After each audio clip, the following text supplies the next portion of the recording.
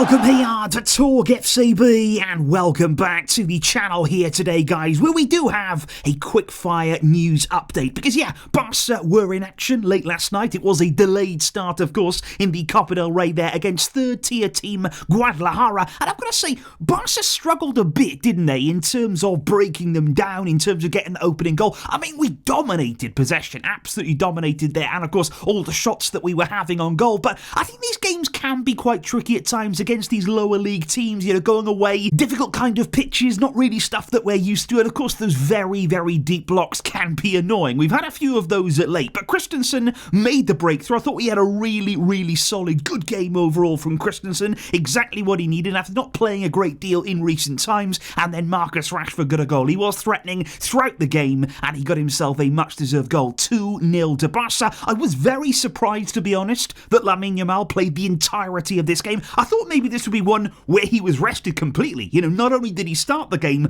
but he played the whole one. That was a big, big surprise to me. And the other surprise was Marc-Andre ter Stegen starting. We were all led to believe before the game it was going to be Szczesny. And that's interesting in itself, because apparently last night, according to the media, and it's ironic really, this is coming out in the media, but apparently last night, Flick has found and exposed the leaker within the dressing room. You know, he was very frustrated actually that so many reports had come out that Szczesny was starting, and because of that, everything changed at the last minute there. So the question is going to be, well, who was leaking news about the team? You know, who is leaking things there to the media from within the dressing room? People then, you know, have said maybe it was ter Stegen. He's only just come back into the team. You know, maybe we're talking about him here.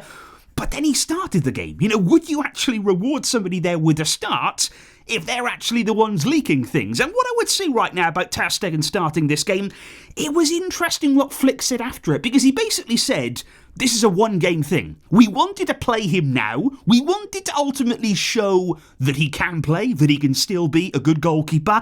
And it felt like to me they wanted to play him to show clubs around the world, you can come and sign this guy. You know, he is able to play. He is fit again now. He is ready, and put him in the shop window. I mean, it was only against a third division team in the COPA del Rey, so it's not exactly going to be crazy game there that people are going to be watching.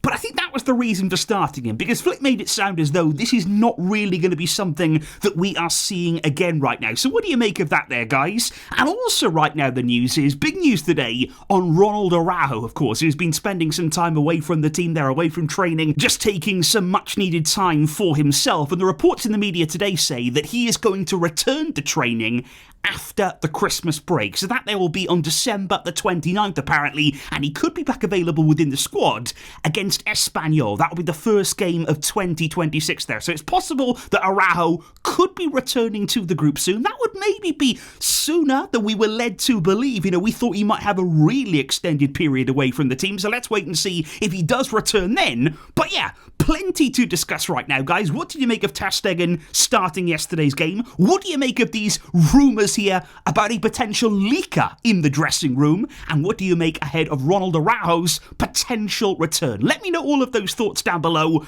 I will see you soon, of course, with more. Thank you indeed for the great support, and I hope you're all enjoying the festive spirit around right now. Thank you indeed, guys. But until next time, as always, Vesca, El Barça.